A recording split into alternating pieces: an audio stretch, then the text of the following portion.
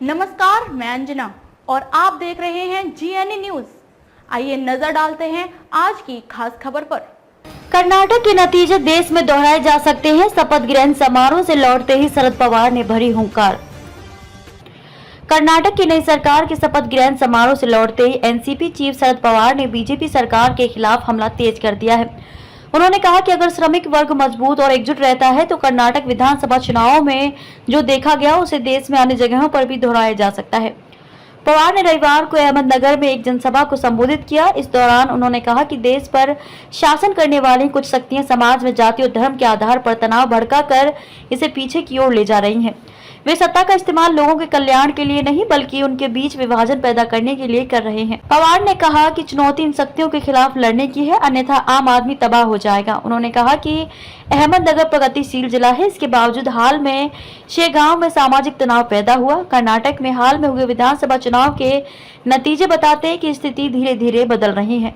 अब हम होंगे कांग्रेस के बड़े भाई। अजीत महाराष्ट्र विधानसभा में विपक्ष के नेता अजीत पवार ने शनिवार को कहा कि राज्य में एनसीपी अब बड़े भाई की भूमिका में है। ऐसा इसलिए क्योंकि उनके पास 54 सीटें हैं जबकि कांग्रेस के पास 44 सीटें। सीटों के बंटवारों को लेकर एमवी भागीदारों के बीच चल रही बातचीत को देखते हुए उनकी टिप्पणी अहम है। कोल्हापुर में कार्यकर्ताओं की बैठक को संबोधित करते हुए उन्होंने कहा कि अगर आपके पास पावर है तो हमारा वेटेज एमवीए में ज्यादा होगा।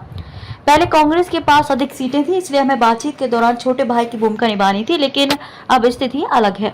हम बड़े भाई हैं, सांप्रदायिक विभाजन पैदा करने वालों से लड़ना है चुनौती। पवार। राष्ट्रवादी कांग्रेस पार्टी के अध्यक्ष शरद पवार ने रविवार को कहा कि हर किसी के सामने उन शक्तियों से लड़ने की चुनौती है जो जानबूझकर देश में सामाजिक और सांप्रदायिक विभाजन को उकसा रही हैं। पवार ने महाराष्ट्र के अहमदनगर जिले में एक कार्यक्रम में कहा कि कर्नाटक में हाल में हुए विधानसभा चुनाव के नतीजे बताते हैं कि स्थिति धीरे धीरे बदल रही है। अगर श्रमिक वर्ग मजबूत और एकजुट रहता है तो कर्नाटक विधानसभा चुनाव में जो देखा गया उसे देश में अन्य जगहों पर भी दोहराया जा सकता है। कर्नाटक में हाल में हुए विधानसभा चुनाव में कांग्रेस ने बीजेपी को हराकर 5 साल के अंतराल के बाद सत्ता में वापसी की। पवार ने आरोप लगाया कि देश पर शासन करने वाली कुछ शक्तियां समाज में जाति और धर्म के आधार पर तनाव भड़काकर इसे पीछे की ओर ले जा रही हैं। वे सत्ता का इस्तेमाल लोगों के कल्याण के लिए ही नहीं बल्कि उनके बीच विभाजन पैदा करने के लिए कर रहे हैं। एनसीपी प्रमुख ने कहा कि चुनौती इन शक्तियों के खिलाफ लड़ने की है, अन्यथा आम आदमी तबाह हो जाएगा। अहमदनगर प्रगतिशील जिला है, इसके बावजूद हाल में सेवगांव में सामाजिक तनाव पैदा हुआ। खबरों में अब तक के लिए बस इतना ही। फिर होगी आपसे मुलाकात ऐसे ही एक खास खबर के साथ। तब तक के लिए नमस्कार और बने रहिए GNE न्यूज के साथ।